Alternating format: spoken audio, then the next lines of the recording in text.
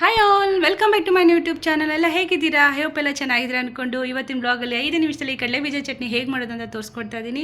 So ನೀವು ವೀಡಿಯೋನ skip ಮಾಡಿದ್ರೆ ಪೂರ್ತಿಯಾಗಿ ನೋಡಿದ್ರೆ ಅರ್ಥ ಆಗೋದು. ಇಡ್ಲಿ, ದೋಸೆ, ಉಪ್ಮಾ, ಪೂರಿ ಮಾತ್ರ ಚೆನ್ನಾಗಿರುತ್ತೆ. ಈಗ ನಾನು ಮೊದಲಿಗೆ ಒಂದು ಇಡೀ ಆಗೋಷ್ಟು ಕಡಲೆ ಬೀಜನ ತೊಗೊಂಡು ಚೆನ್ನಾಗಿ ಹುರ್ಕೊಳ್ತಾ ಇದ್ದೀನಿ. ಹುರ್ಕೊಂಡು ಅದನ್ನು ಹಸಿ ಸ್ಮೆಲ್ ಹೋದ್ಮೇಲೆ ಒಂದು ಬೌಲ್ಗೆ ಕೂಲಾಗಲಿ ಅಂತ ಸರ್ವ್ ಮಾಡ್ಕೊತೀನಿ.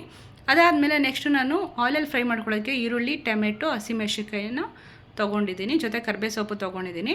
ಮೊದಲಿಗೆ ಆಯಿಲಲ್ಲಿ ಎಲ್ಲ 1 by 1 ನಾನು ಫ್ರೈ ಮಾಡ್ಕೊಳ್ತೀನಿ. ಮೊದಲಿಗೆ ಹಸಿಮೆಣಸಿನ್ಕಾಯಿನ ಫ್ರೈ ಮಾಡಿಕೊಂಡೆ. ನೆಕ್ಸ್ಟು ಈರುಳ್ಳಿ ಕೂಡ ಫ್ರೈ ಮಾಡ್ಕೊಳ್ತಾ ಇದ್ದೀನಿ ಆಯಿಲಲ್ಲಿ.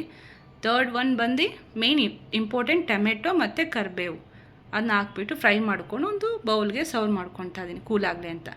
ಒಂದು ಫ್ಲೇವರ್ಗೋಸ್ಕರ ಒಂದು ರೆಕ್ಕೆ ನಾನು ಇದು ಹಾಕ್ಕೊತಿದ್ದೀನಿ, ಕೊತ್ತಂಬರಿ.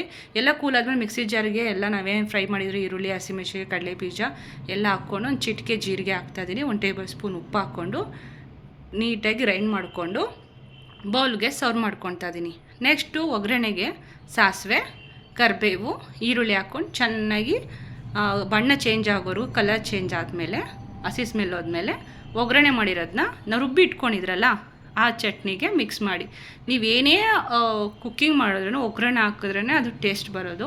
ಸೊ ನಾನಿವತ್ತು ಇಡ್ಲಿ ಮಾಡಿದ್ದೆ ಫ್ರೆಂಡ್ಸ್. ಇಡ್ಲಿಗೆ ಮಾತ್ರ ಈ ಚಟ್ನಿ ಸಕ್ಕತ್ತಾಗಿತ್ತು. ನೀವು ಮನೇಲಿ ಟ್ರೈ ಮಾಡಿ. ನನ್ನ ಚಾನಲ್ ಯಾರು ಸಬ್ಸ್ಕ್ರೈಬ್ ಮಾಡಿಲ್ಲ ದಯವಿಟ್ಟು ಸಬ್ಸ್ಕ್ರೈಬ್ ಮಾಡಿ, ಲೈಕ್ ಮಾಡಿ, ಶೇರ್ ಮಾಡಿ. ಹೇಗಿತ್ತಂತ ನನಗೆ ಕಮೆಂಟ್ ಮಾಡಿ. And thank you.